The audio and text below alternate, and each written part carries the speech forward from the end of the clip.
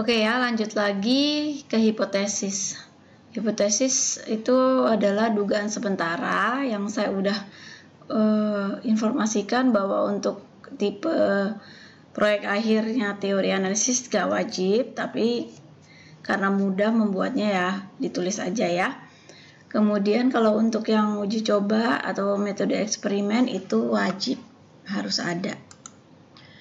Kendala merumuskan hipotesis tidak menguasai kerangka teori yang jelas, kurang mampu menggunakan kerangka teori secara logis, kurang mengenal teori yang ada. Nah, kriteria hipotesa yang baik harus merupakan hubungan antara dua variabel atau lebih, dirumuskan dengan singkat dan jelas, didukung oleh teori para ahli dan hasil penelitian relevan. Tapi pada prinsipnya penulisan hipotesis itu udah ada template-nya, gitu ya. Tadi bisa dilihat di akhir contohnya di slide. Nah, hipotesis itu terdiri dari H0 atau hipotesis nol atau null hipotesis, yaitu hipotesis of no difference, ya, tidak terdapat perbedaan, tidak terdapat pengaruh, gitu ya. Oke, H1 yaitu hipotesis alternatif, yaitu lawannya HO, terdapat perbedaan, terdapat pengaruh, gitu ya. Jadi yang H1 itu positif, H0 yang negatif. Pengujian kedudukan hipotesis adalah untuk menguji apakah ada data yang menunjukkan hubungan antara variabel penyebab dan variabel variabel akibat.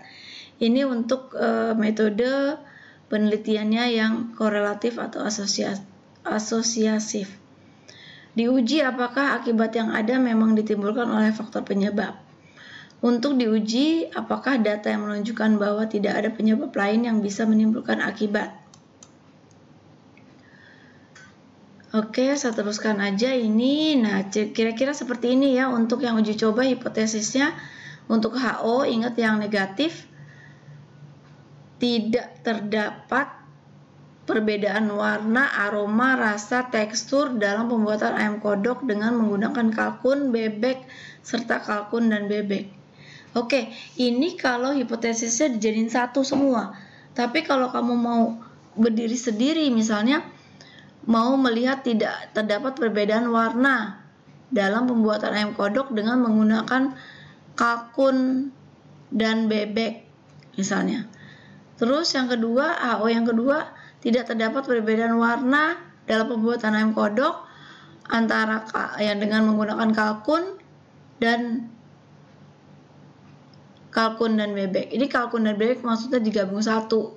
Daging kalkun sama bebek dengan prosentase sekian-sekian dijadiin satu. Kalau ini kalkun sendiri, ini bebek sendiri. Nah, itu artinya di HO-nya ada dua. Terus HO yang berikutnya untuk aroma, HO3. Berarti kalimatnya tidak terdapat perbedaan aroma pada pembuatan ayam kodok dengan menggunakan kalkun dan bebek. HO4, tidak terdapat perbedaan aroma dalam pembuatan ayam kodok menggunakan kalkun dan bebek. HO5, rasa, tidak terdapat perbedaan rasa dalam pembuatan ayam kodok menggunakan kalkun dan bebek. HO6, tidak terdapat perbedaan rasa dalam pembuatan ayam kodok menggunakan kalkun dan bebek. HO7, tidak terdapat perbedaan tekstur dalam pembuatan ayam kodok dengan menggunakan kalkun dan bebek. HO8, tidak terdapat perbedaan tekstur dalam pembuatan ayam kodok dengan menggunakan kalkun dan bebek. Kalau mau dipisah-pisah boleh, itu ada HO-nya ada 8 tadi, HA1-nya juga ngikutin ada 8. Dan ini pengaruh ke hasil loh ya. Hasil pengolahan datanya beda-beda. Kalau dicampur begini beda, kalau di satu-satu beda hasilnya juga. Sebaiknya sih yang satu-satu ini karena supaya slide yang nggak terlalu banyak, jadi saya jelaskan aja. Kalau sebaiknya sih satu-satu. Karena warna, aroma, rasa, dan tekstur tuh nggak bisa dikelompokkan ya, karena mempunyai karakteristik yang berbeda-beda sendiri, gitu ya. Jadi kita ingin melihat ada nggak sih perbedaan antara warna di penggunaan kalkun dan bebek, warna pada penggunaan kalkun dan bebek. Nah, nggak bisa dicampur jadi satu, harus sendiri-sendiri ya. Tapi ya resikonya adalah menulis HO-nya sampai 8. Nah, sama dengan penggunaan teori dalam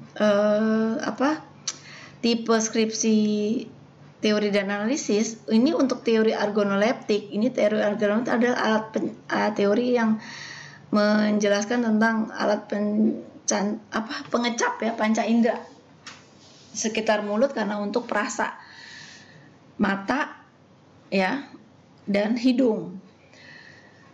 Itu tidak harus Anda menggunakan semua teori dimensi atau unsur dari teori organoleptik ini yang ada 5. Bisa saja aromanya saja, bisa saja rasanya juga. Hanya rasanya aja, atau warnanya saja, atau teksturnya aja, atau bahkan keempat-empatnya. Jadi tergantung dari produknya ya. Kalau produknya misalnya nih ayam kodok dengan ayamnya dengan kalkunnya sama bebek, kira-kira warna dasarnya sama nggak?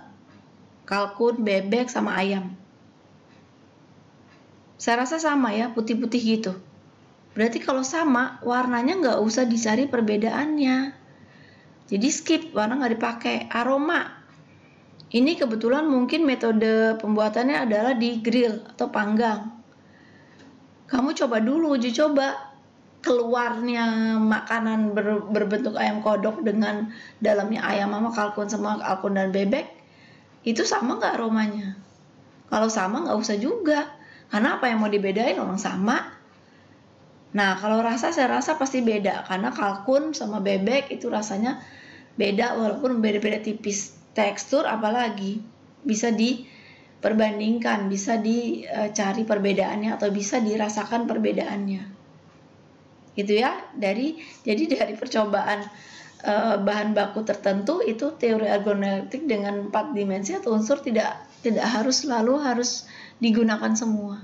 Tergantung kondisinya, dan itu harus melalui pengamatan dan pra uji coba Anda sendiri. Makanya jadi untuk metodologi eksperimen atau uji coba itu memang mempunyai langkah yang lebih panjang daripada teori dan analisis, karena dia sudah harus menentukan bahan-bahan utamanya, bahan-bahan substitusinya, terus harus diuji coba dulu.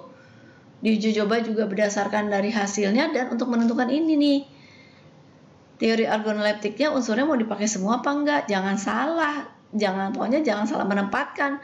Kamu pakai semua, ternyata nggak ada perbedaannya secara logika, otomatis hasilnya yang nggak ada perbedaan juga, terus ngapain dibahas? Istilahnya begitu ya. Oke.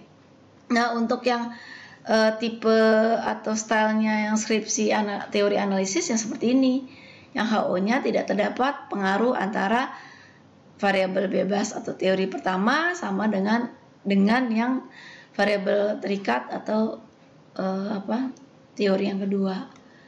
Demikian juga dengan H1-nya. Gitu ya, tentang hipotesis atau hipotesa atau dugaan sementara. Ini adalah penghujung dari pembuatan bab 2 kalian. Oke ya. Nah, saya nanti akan memberikan tugas online. Tolong disiapkan untuk diposting secepat mungkin, paling lambat di sebelum pertemuan minggu depan jadwalnya. Tolong diperhatikan. Ini dari beberapa artikel.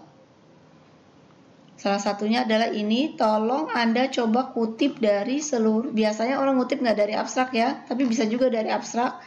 Kalau yang rasa Anda penting. Ini dari kata-kata ini, Anda mau kutip dari sebuah jurnal, silahkan kamu nanti buka apa stylenya, ya, atau lihat di video apa stylenya, dilihat gimana caranya membuat kutipan di tulisan kamu dan membuat daftar pustaka. Di sini juga ada contoh daftar pustakanya yang digunakan di dalam artikel ini, ya.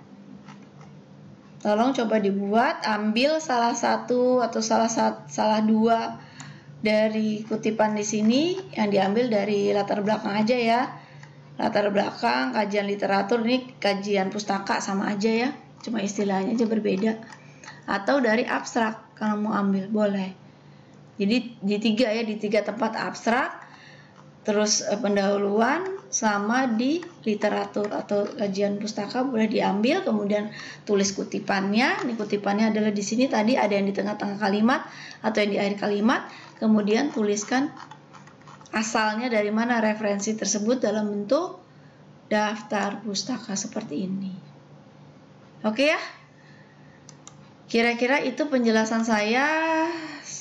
Terima kasih atas waktunya yang mendengarkan. Ini pertemuan kedua, cukup banyak sampai part 4. Semoga bisa dipahami, dan yang penting adalah Anda bisa menyusun bab 2 Anda. Ingat ya waktunya ya.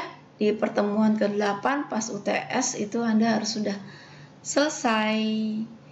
Oke ya, sekali lagi terima kasih. Sampai jumpa di pertemuan ketiga tentang metodologi penelitiannya. Dan jangan lupa like, comment, and subscribe di YouTube channel saya, Lestari Tari 12.